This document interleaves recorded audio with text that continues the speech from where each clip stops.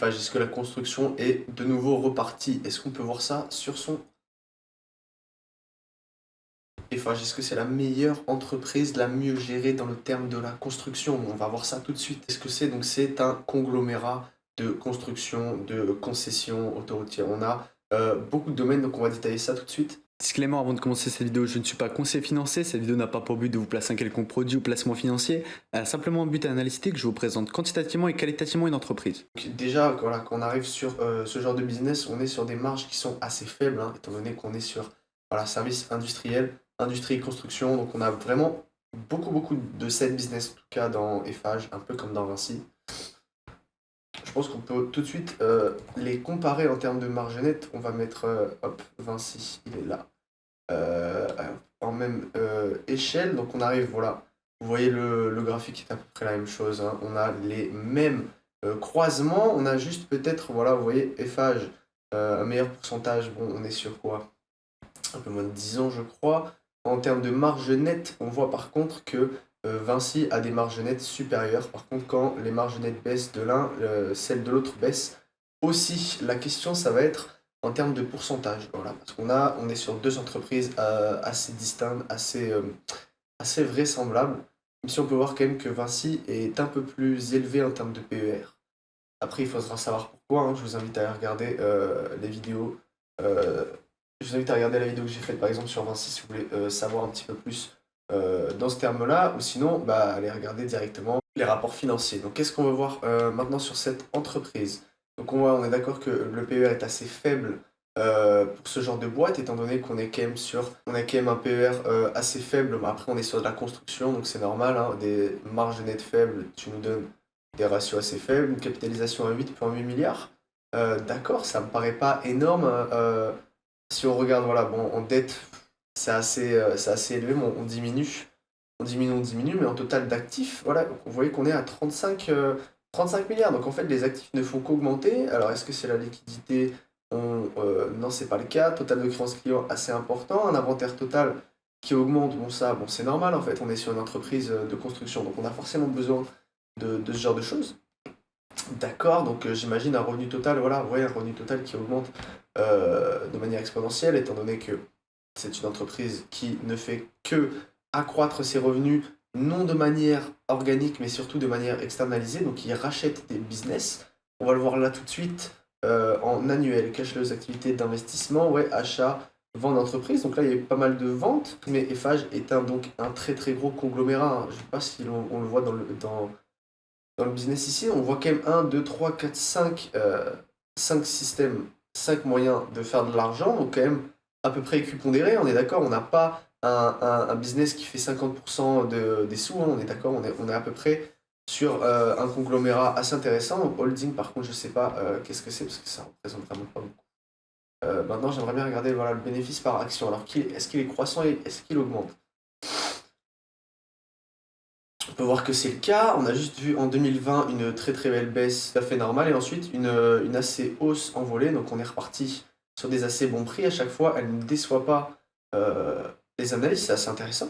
C'est intéressant de voir que certaines fois ils se sont trompés. Bon, après, un retour de croissance, donc ça m'étonne pas du tout. Mais on va regarder un petit peu qu'est-ce qu'ils nous disent dans le temps. Donc on aurait un 13,28. Donc on va regarder tout de suite qu'est-ce que ça nous ferait sur notre coût d'acquisition. Donc 13,38, on divise par 91,10. On arriverait à un rendement sur coût d'acquisition de 14,5% par an jusqu'en 2026. Potentiellement intéressant. Maintenant, à regarder un petit peu qu'est-ce que font ses concurrents, donc du coup comme Vinci en France, hein. Je sais qu'ils avaient voulu acheter par exemple SLTPC, la société marseillaise du Prado Tunnel Carénage, avec Vinci, pour en avoir la totalité des parts et la retirer du marché. Ils ont pas pu le faire, ils ont fait une OPA qui n'a pas marché, donc peut-être qu'ils vont la retenter d'ici, je crois, l'année prochaine. Donc peut-être intéressant à regarder parce que c'est un tunnel qui fait beaucoup de cash flow, hein. On est à peu près sur, je crois, 400 millions. Donc ça sera intéressant s'ils arrivent à récupérer tout ce business-là. Maintenant, ce que je voudrais voir, c'est là-dessus, en provenant des opérations, on voit que là, on est quand même reparti sur quelque chose. Donc on a sur de 1.5, 1 point, 1.6, 1 point, voilà. Donc on est... Après, évidemment, c'est des déclarations, enfin pas semestrielles, mais biannuel. On est sur du biannuel, donc après, voilà, l'évolution du fonds de roulement, vous voyez qu'à chaque fois, il est plus ou moins positif, il est plus ou moins avec nous.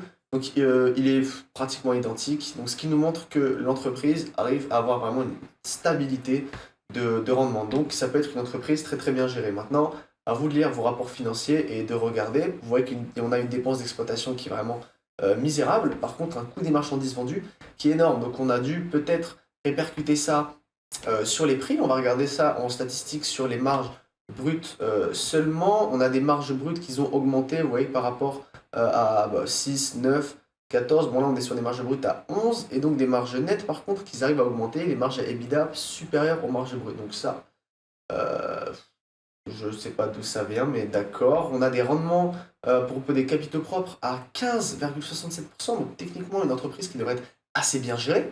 D'accord, donc à regarder ça de plus loin, on est sur un rendement du dividende à 4%. Par rapport à Vinci, on est à peu près sur le même nombre, étant donné que là, en ce moment, ils sont en train de se faire un petit peu, je dirais pas charner par le marché, mais voilà, on est sur Vinci à peu près un peu plus de 100 dollars et Eiffage un peu plus de 90, donc à peu près normal pour ce qu'il rapporte. Voilà, si on regarde ici, qu'est-ce qu'on va faire à ce niveau-là? On va racheter de la dette ici et ensuite le total des dividendes ne représente seulement que 350 millions sur les 700 millions annuels qu'on va pouvoir faire quand on a un fonds de roulement qui est mauvais. Donc on a un rendement du dividende qui représente très très très très très très très peu. On a un rendement du dividende qui représente assez peu euh, d'argent. 300 millions sur des cash estimés à 3 milliards, on est quand même sur une entreprise qui arrive solidement à faire de l'argent. La question ensuite, ça va être qu'est-ce qu'elle va faire avec son argent? Achat, vente de placement, ça c'est normal, donc elle va faire des concessions.